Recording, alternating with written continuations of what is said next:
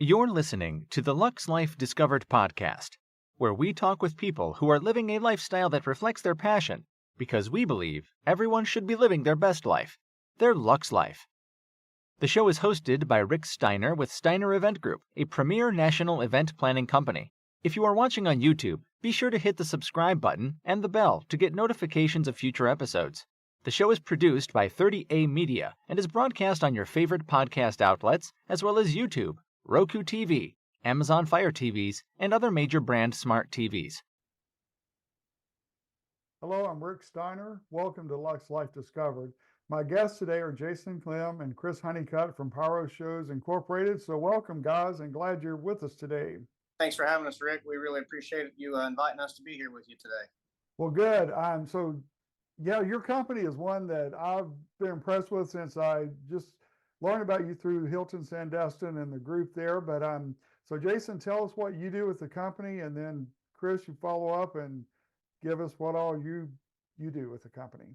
Yeah, I appreciate that. So my name's Jason Clem. I'm operations and sales for Pyro Shows Incorporated.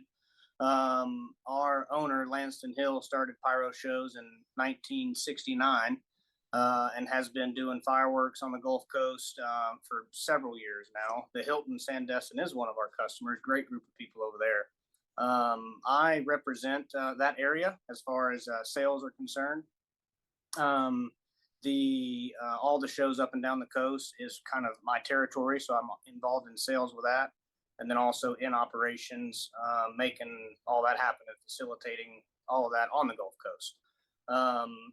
Here in Tennessee, I just do probably what 90% of America does, just computer work and logistics, and try to make it all happen, right?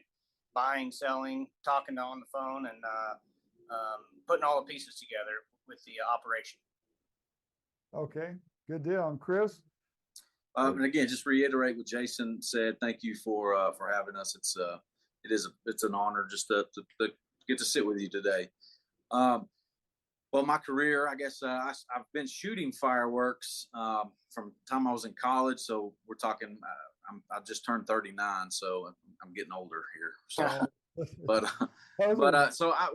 think about 18 years I've been shooting fireworks.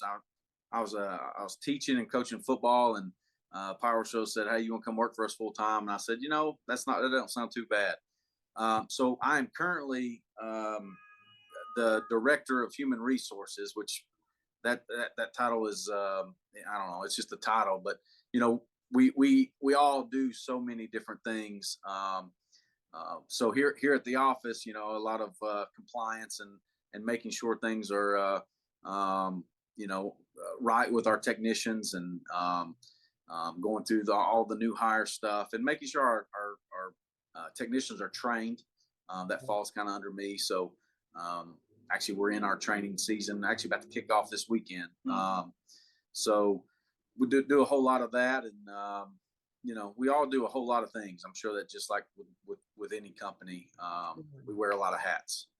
We have a title, but yet there are so many things that go with it that you would never think are included in that job description. Yeah.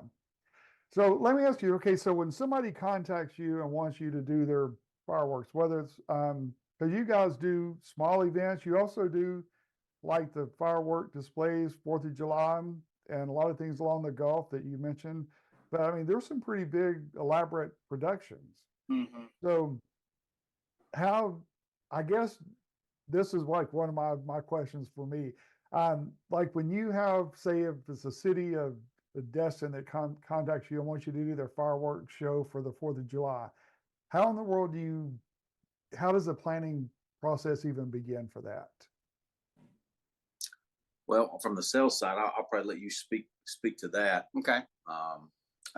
So how it originally starts, sometimes we are cold called by cities.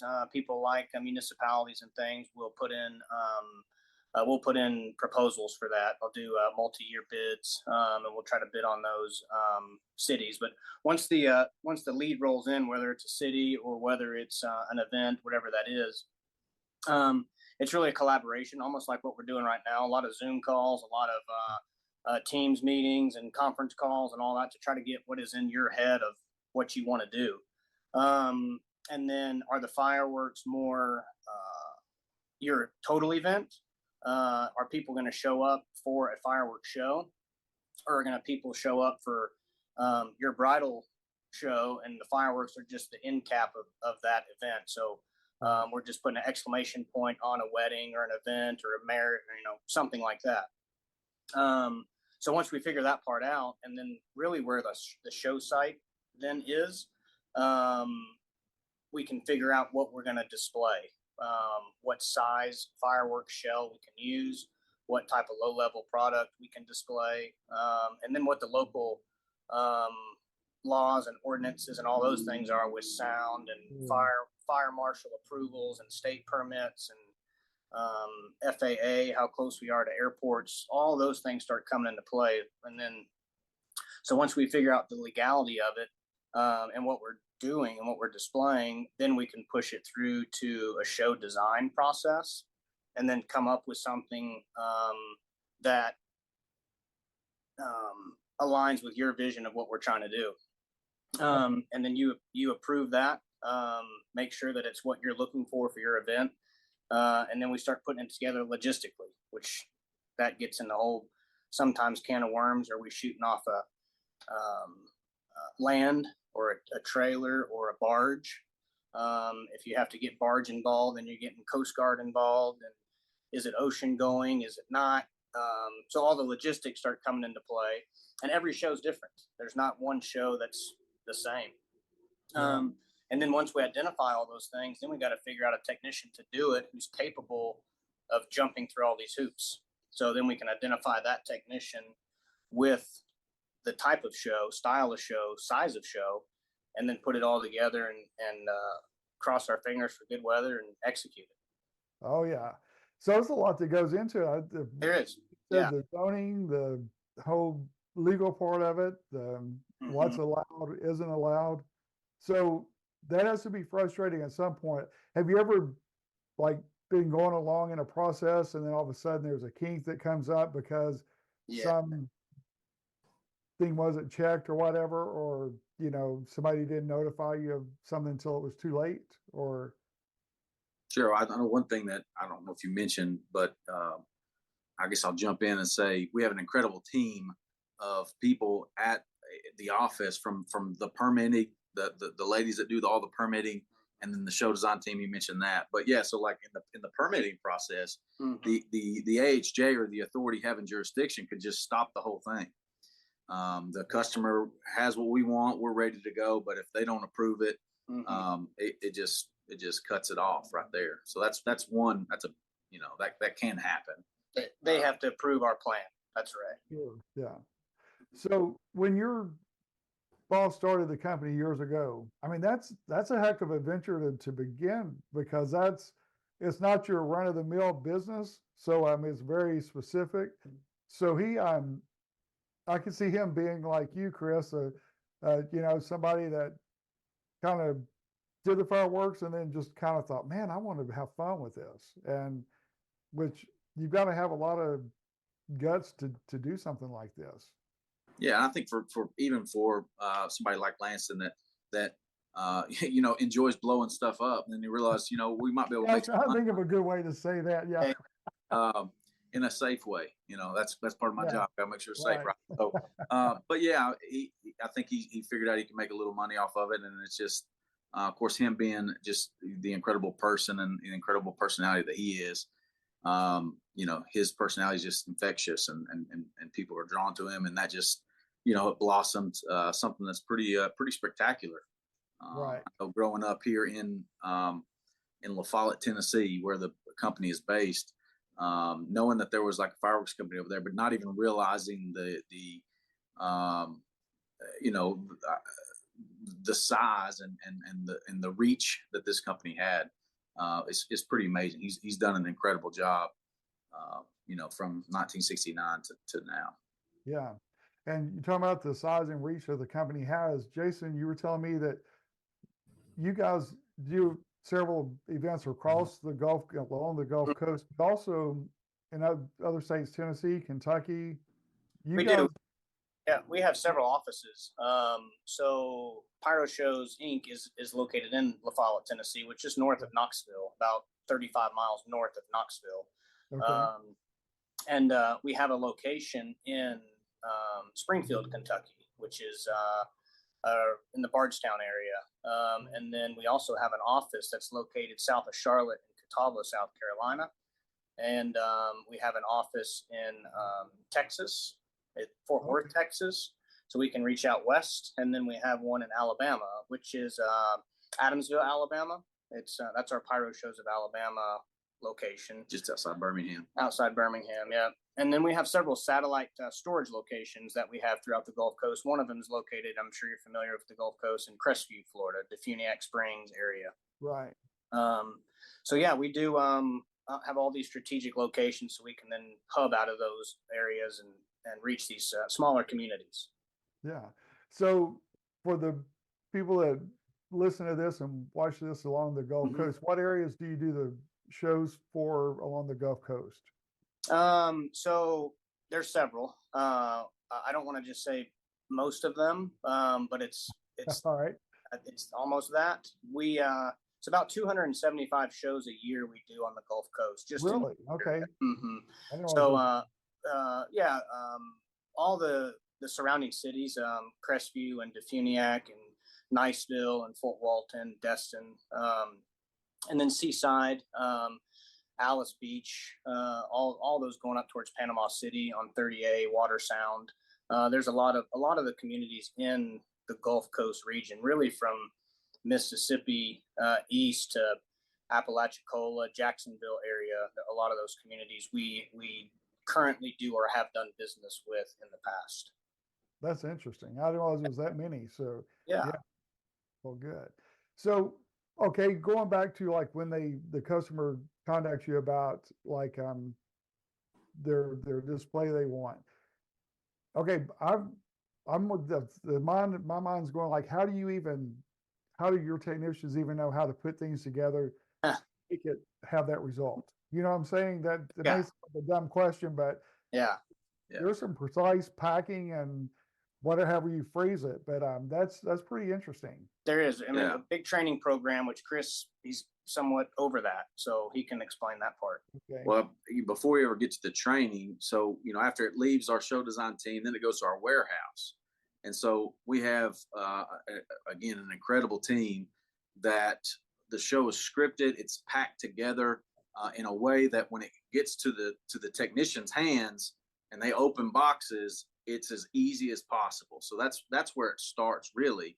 And to be honest with you, there was a lot of on-the-job training. So we train up our lead technicians.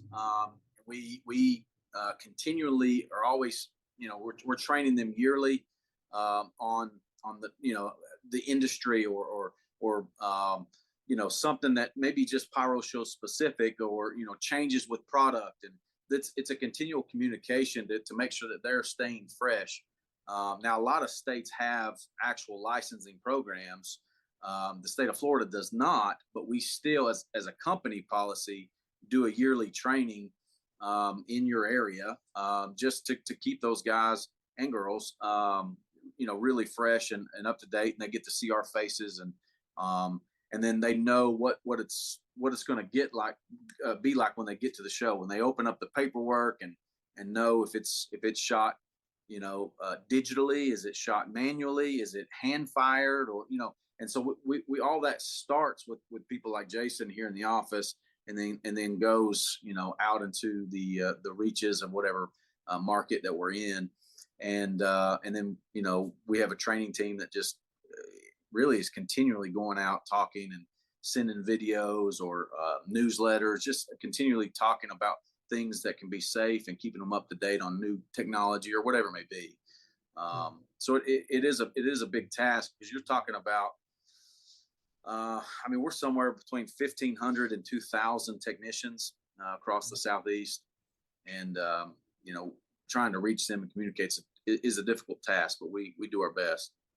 Well, and like you said, this is one of those professions that you can't take anything for granted and assume everything is like, okay, this is a repeat of what we've done before. It's going to be easy work. You've got to be on top of it because of all the different things that could happen along the way. That's right.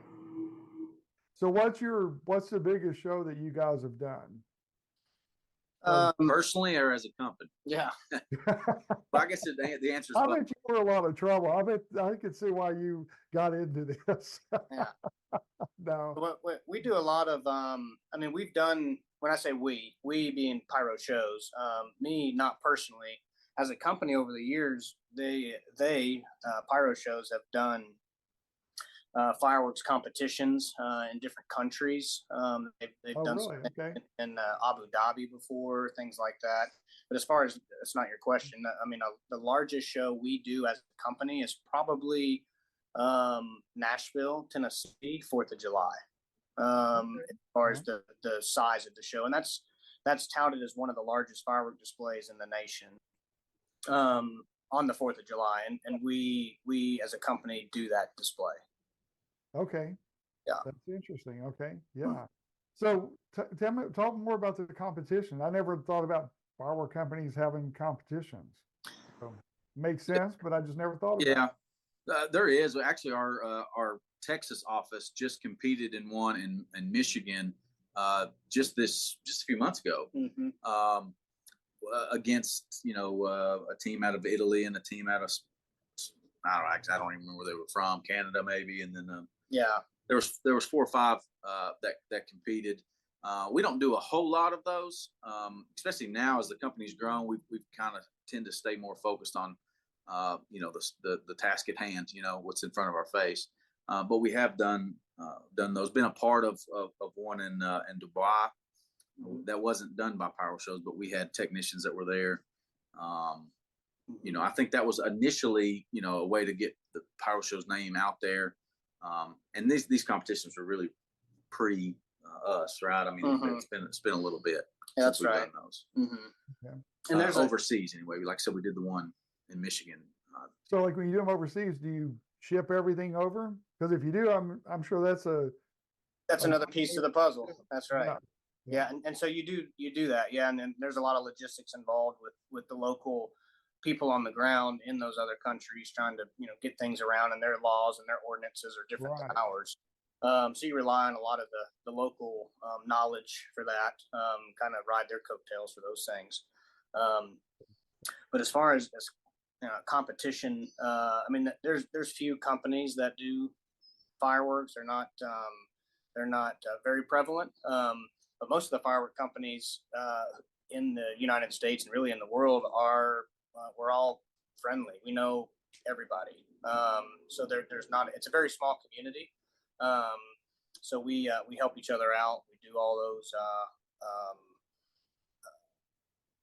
areas, I guess, the areas that we're in and what we're prominent in. We'll send shows to other companies, and they'll send shows to us. So it's a good group of people for sure. That's good. Yeah. Of the different types shows that you do, what's your favorite? Like as far as is there certain firework or? I really enjoy the college football that we do. Yeah. I'm a big football fan, so you're going to tell me I get to go shoot, fireworks at a SEC football game? I'll be like, sign me up. Yeah. I would pay to go to that game, and you're going to pay me. So again, later in as this career grows, I'm wanting to do less and less of the big physical stuff and more of the more intricate, close proximity pyrotechnics that we do. Sure. But the college football is pretty fun. Yeah, and especially SEC football, that just adds more mystique to it and hype. So that's cool. Yeah. So where do you see the company? What's it like in 5 years from now? I mean, it sounds like it's grown considerably since, from the beginning, and it has because you're in so many different states. What could be next on the horizon? I think there's always something. I think we're always looking for the next Pyro Shows thing.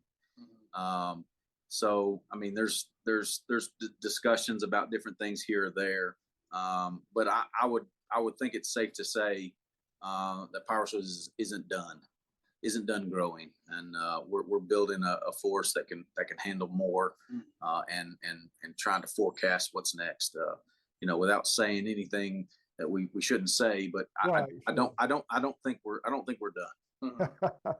You're Yeah. not ready to sit back and just coast. No, I don't believe so. And as you've seen, just living your everyday life, I was watching a game show last night, and then what was it called? Raid the Cage, I think is what it was. And after they Mhm. raided the cage and they won, sparkler machines are going off on the stage, and they're shooting pyro. Generally, in the past, when you thought about fireworks, you thought about the 4th of July, right? So there's a lot of, like, your company, your event group. There's a lot of weddings and bridal showers and parties, personal parties, and those things. So fireworks are morphing from the 4th of July as a mainstay or a staple of fireworks to a year-round type of celebration. So people are using it all over the place, and that's where we're trying to capitalize on a lot of that off the 4th of July stuff. Right.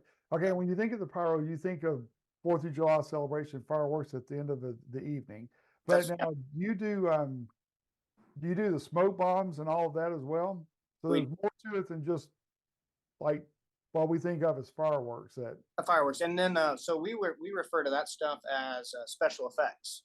So if you go to a NASCAR race or something, or an award show, there's confetti shot at the end of that, or I shouldn't say at the end. It could be anytime, right? But confetti type events or things like that are all under what pyro shows can do as a company in that special effects field. So you can do smoke mines or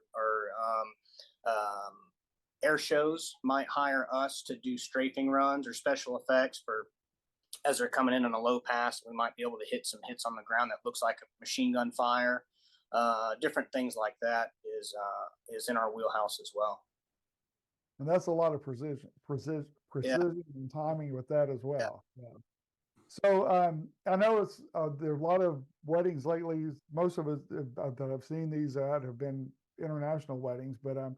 it's like when after the couple says "I do," then they do the smoke bombs, that come up. Yep. So Yep. you The guys- daytime fireworks. We do that. We do some of that, and you'll see some of that in college football games too during the day off the scoreboards, so you can actually see Okay, them. yeah. There'll be different colored smoke, same effect. But yes, we do that. The same way, yeah. Yeah, You're right. same way. Also, gender reveals. So Yeah. it's the same thing. The smoke fireworks that you see, that is also something that fits right into that. And a lot of gender reveals need a professional to do them, and not some of the people they get, because you've seen the gender reveals that have gone wrong. Yeah. And, Yes. Yeah. obviously they didn't have a professional helping That's them out. right. That's right. But Yeah. It's best to hire the professionals. I agree with that. true, yeah, especially in this arena, no doubt. Yeah. What's the biggest challenge that you think your company faces? Is I would just off the top of my head, I would say technicians. Mhm. Okay. We can sell fireworks, almost sell themselves. People love them, but as the company grows, we are fighting a battle of having enough technicians to be able to pull off what we want to. Mhm. Sometimes guys get spread too thin, and they're doing more and more things, and that's where injuries can happen, or that's where mistakes can happen. But if we had two people and we could duplicate that person, and we can do more. So all across the Southeast, it's a challenge everywhere to staff the shows and get the technicians to be able to shoot those. Yeah. So I would say technicians is the biggest hurdle. I agree with Chris. It's I mean, we can build tens of thousands of firework mortars and racks and import more fireworks and buy more fireworks and produce the equipment and buy the computers to push the paper and all those things, but we can't manufacture the people and the people who are competent and safe and really have a passion for shooting fireworks. Fireworks for most people, me and Chris, we clock in every day and shoot fireworks or work towards that goal, right? Right. A lot of our technicians are part-time. It's really their hobby that they get paid for. It's a hobby that Okay. makes money, right? Yeah.